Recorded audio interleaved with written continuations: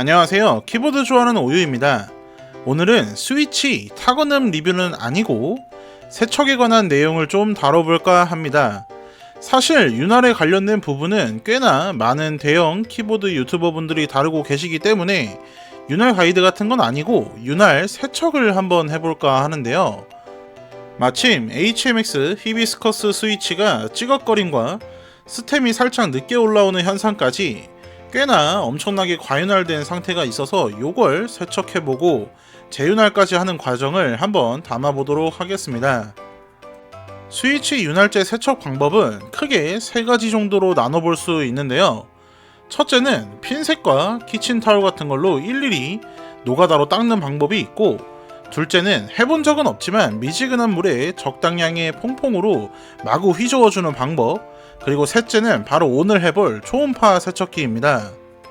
사실 저는 안경이나 팔찌, 반지 같은 액세서리도 좋아하다 보니까 구매했던 초음파 세척기인데요. 스위치에 묻어있는 윤활제를 지우는 데 꽤나 괜찮은 모습을 보인다고 하더라고요. 해당 내용은 저도 이 작업을 하기 위해 카페나 많은 커뮤니티를 참고해서 알아봤던 부분입니다. 우선 시작은 스위치 분해를 해야겠죠. 제 유튜브를 보실 정도라면 다들 스위치 분해 정도는 해보셨을 거라 예상이 됩니다. 스위치는 하부 하우징, 스프링, 스템, 상부 하우징 이렇게 크게 4가지로 나눠서 각각 세척을 진행할 계획인데요. 사실 하부 하우징의 접전부까지 분해를 해야 하는데 너무 귀찮기도 하고 일이 너무 커질 것 같아서 그냥 장시간 드라잉을 하자 마음을 먹고 접전부 분해는 따로 하지 않았습니다. 그리고 꽤나 관련된 글들을 많이 찾아봤는데 물이랑 PB1 용액을 10:1 비율로 섞어서 세척제를 만들어주는 게 잘 지워진다고 하더라고요. 용액은 소량으로 판매는 하지 않는 것 같아서 다이소에서 파는 세정제 중에 PB1 성분이 있는 게 있길래 이걸로 한번 준비를 해봤습니다. 초음파 세척기의 수온은 55도 정도로 미지근한 상태에서 세척을 진행해 주었는데요. 우선 초음파 세척기를 1분 정도 작동을 시켜서 공기 기포를 좀 없애주고 5분씩 작동하고 저어주기를 3번 반복했는데요. 생각해보니까 다이소에서 파는 세정제 자체도 어느 정도 희석된 상태라서 비율을 조금 조정했어야 했나 라는 생각이 들더라고요. 스프링은 완벽한데 스템이 아무래도 굴곡도 있고 해서인지 대략 90% 정도 세척이 된 것 같았습니다. 이렇게 하우징들과 스템, 스프링까지 세척을 마치고 키친타올이나 수건 같은 걸로 건조한 곳에 3일 정도 드라잉을 시켜주었습니다. 세척도 마쳤고 완전히 건조도 시켰겠다. 이제 윤활 작업을 시작할 건데요. 워낙 자세하고 완벽하게 윤활 가이드를 만드신 분들이 많아서 전 그냥 작업한 영상만 쫙 보여드리도록 하겠습니다. 히비스커스 스위치 자체가 찾아보니까 약간 바치리 성향이 강한 스위치라고 해서 하부 하우징은 그냥 냅두고 스프링은 플라스틱 통에 담아 크라이톡스 105를 사용해 윤활을 해주었습니다. 참고로 윤활을 시작하기에 앞서서 가장 중요한 건 무조건적으로 과유불급 이것만 생각하시면 됩니다.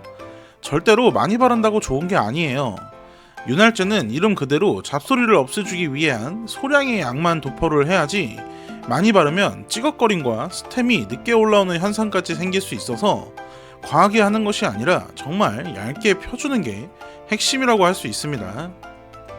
이제 스템을 한번 윤활해 볼 건데요.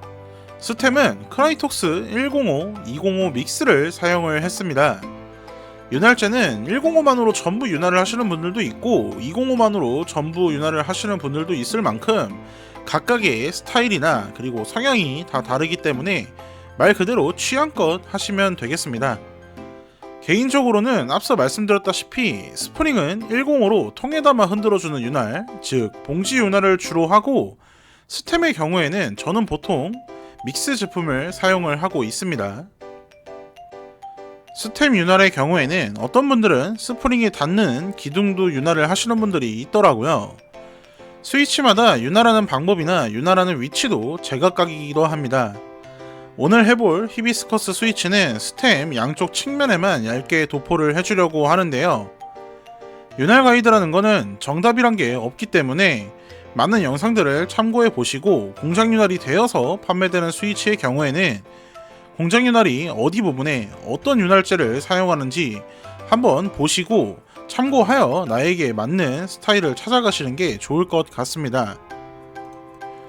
영상 보시면 아시겠지만 저 같은 경우에도 최대한 골고루 얇게 펴주면서 바르기 위해 하나의 스템도 붓질을 꽤나 여러 번 해서 가급적이면 균일하게 윤활을 해주고 있습니다. 영상에서는 1분 남짓이지만 사실 스템 윤활만 해도 거의 2시간 가까이 소요된다고 볼 수 있는데요. 요즘은 스위치 가격이 개당 평균적으로 300원대에 형성이 되어 있기 때문에 정말 비싼 스위치나 이제는 구매가 불가능한 스위치가 아니라면 새거를 구매하시는 게 시간적으로나 체력적으로나 현실적으로는 훨씬 낫다고 할 수 있겠습니다. 하지만 또 한편으로는 그럼에도 불구하고 나에게 맞는 사운드를 찾기 위함이고 취미생활이니까 영화 한 편 싹 때리시면서 생각보다 힘들거나 하진 않으니까 여유로움과 평정심을 가지고 한 번쯤은 윤활을 직접 해보시는 것도 좋을 것 같습니다. 이제 윤활 작업을 다 끝냈으니까 체결을 해주도록 할 텐데요. 조립은 분해의 역순, 그리고 꼭 스템의 방향을 유의해서 체결을 하셔야 합니다. 스템을 보면 다리 2개가 나와 있는 부분이 접전부에 닿는 부분이니까 잘 보고 상부 하우징까지 체결을 해준다면 이제 모든 과정은 끝입니다. 지금 제 영상을 보시면 아시겠지만 윤활 스테이션에 하부 하우징을 미리 나열해 놓고 봉지 윤활된 스프링도 미리 얹어 놓고 스템 윤활을 하나씩 마칠 때마다 미리 올려두면 상부 하우징은 그냥 끼우기만 하면 돼서 조금 더 편하고 빨리 작업을 마칠 수 있습니다. 윤활 스테이션은 없다고 윤활을 못하는 건 아니지만 최소 60개부터 풀배열 키보드의 경우에는 많으면 100개를 넘게 윤활을 해야 되기 때문에 가격도 그렇게 비싸지 않으니까 스위그키나 지오넉스에서 구매를 하시는 게 편히 작업을 할 수 있다라고 할 수 있겠습니다. 오늘은 이렇게 초음파 세척기를 활용해 스위치 윤활제 세척부터 재윤활까지 한번 진행을 해보았습니다. 사실 영상 촬영을 해둔 게 유튜브를 시작하기 전에 찍어둔 거라서 영상의 퀄리티나 내용이 조금 부족했던 것은 아닌지 우려가 돼가지고 업로드를 할까 말까 고민을 했었는데요. 부족한 부분들이 있을 수 있겠지만 참고용으로 봐주시면 좋을 것 같고 다이소 PB1 세정제를 쓰실 분들이라면 물 10, 세정제 3 정도의 비율로 쓰시는 게 좋아 보입니다. 그리고 지금 스위치 내돈내산 리뷰를 하려고 주문해둔 것들이 7종류 정도가 대기 중인데 더 맛있는 하이피치 클래키 사운드를 위해 황동 보강판과 로우피치 폼떡 조합도 리뷰를 해보려고 플렉스 것도 배송 대기 중인 터라 공백 메꾸기 느낌으로 한번 영상을 올려보았습니다. 보강판들이 배송을 오려면 배를 타고 와야 되기 때문에 시간이 좀 남았죠.